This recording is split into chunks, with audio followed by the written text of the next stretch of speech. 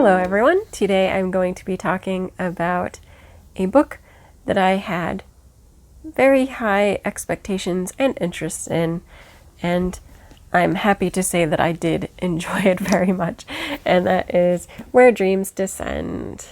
And this is by Janella Angelis. So why did I have high expectations? This was being touted for fans of The Phantom of the Opera, and also I think both Karaval and Night Circus. I think. Like if you liked that whole fantastic kind of entertainment circusy thing, and you also liked Phantom, then this is right up your alley. It is, I believe, a semi-retelling of The Phantom of the Opera. At least I felt that it was in the reading of it. And yet, unlike Court of Miracles, which I don't think was successful in its retelling of Les Mis and The Jungle Book, I think this one is successful because it really does stand alone as its own story. And yeah, I liked it. So I will say right off the bat that there are definite Phantom vibes in this, and I liked that. So there is, right from the get-go, there's this character who is called the Master, and the Master oversees this club, world, place. I don't know. It was kind of interesting how that was built up. But the main character that we see in the book, Kalia, is a showgirl, and she works for the Master, and he has been helping her to train. Again, kind of a Phantom-esque thing going on. So he's been helping her to train. She's been getting the lead in his nightly shows, and she likes to do tricks, kind of magic stuff. That's essentially what she's doing. So it's not like big singing performances, it's more like magic performances. The Master does have a name. His name is Jack. I'm very intrigued by this character because you see bits where he's like looking into things or talking to something else. I don't know. I'm very intrigued by what's going on there. But essentially Jack is very controlling, and you find out pretty early on that kind of Kalia is in this world where she can't leave this area, or she's not supposed to. Like she's sort of trapped in this space, and Jack wants to keep her there and keep her to himself.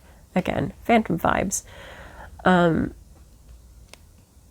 And she wants to go and join this competition. I can't remember what it's called, but she wants to do it, and Jack keeps telling her, no, it's dangerous. She could end up trapped there. She needs to just stay where she is and where it's safe and where she's the star. And something happens where she discovers how she's kind of trapped in Jack's world, or how he's been hiding things from her.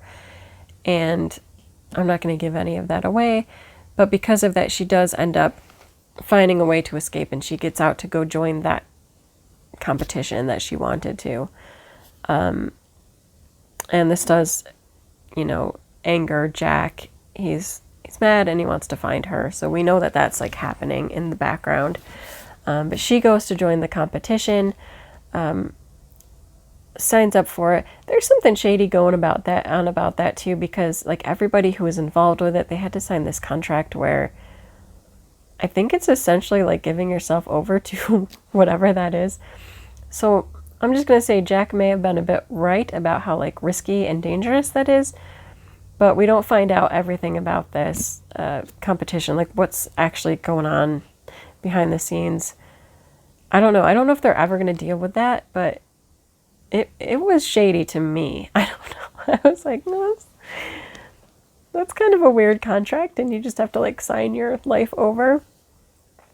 But that's besides the point. Anyway, is it beside? I don't know if it's beside the point. I just don't know that much to talk any further on it. So Kalia becomes a competitor, and she meets the judges, and I guess they're judges. I guess it's kind of like how American Idol worked.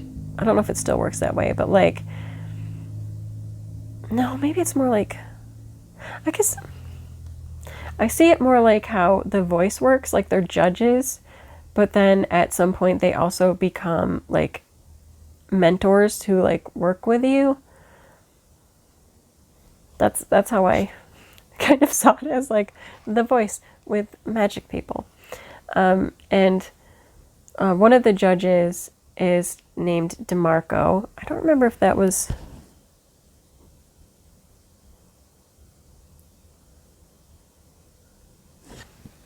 I can't remember what DeMarco's other name is. But one of the judges is DeMarco. And DeMarco is an interesting character. But over time, he develops this kind of relationship with Kalia. And he does become like her mentor. So they're supposed to do an act together later on as one of like the final pieces.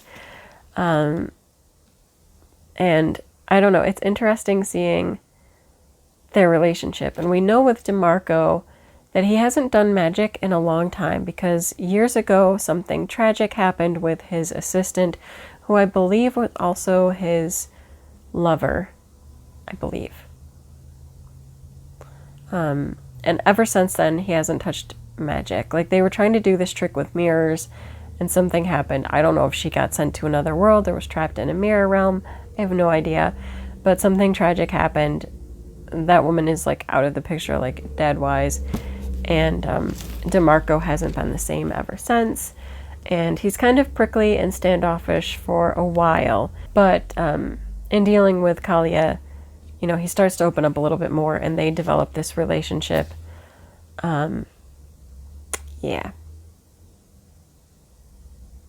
And then Jack finds her.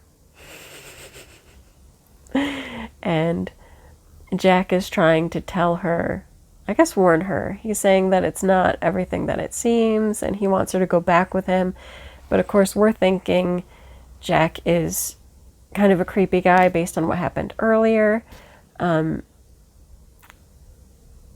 And there's all of these things that go and happen, and it's wild and crazy, and then it ends because this is book one of a duology. So it has an ending that leaves you wanting more. It does end on a cliffhanger where some big things are revealed and a major event occurs, and then it's like, no, you can't have any more. That's it for this book. And I can't wait for the second book. I don't, me personally, I really liked this one. I liked the intrigue in it. I liked the little mysteries that were going on and what's really going on behind the scenes with these characters. Like Kalia, you pretty much know because you're with Kalia, you're in her mind to a degree. I don't, even with Kalia though, I'm kind of curious to see, like, do we find out more about her backstory and like where she came from and what's going on with her?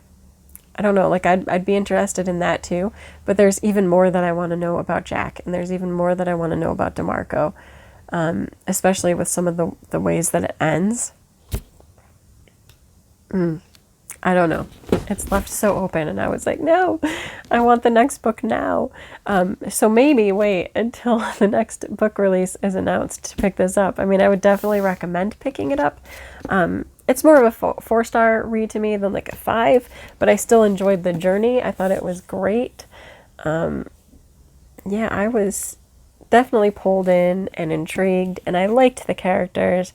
I liked the mystery there. I liked the darkness. I liked the phantom vibes that I was getting. But again, it was its own story. So I didn't feel like, oh, this is just a retelling of Phantom. It was its own unique story with compelling characters. And I liked it. I liked the magic. I liked the lies. I did like the deception. I liked trying to work out what the deception is.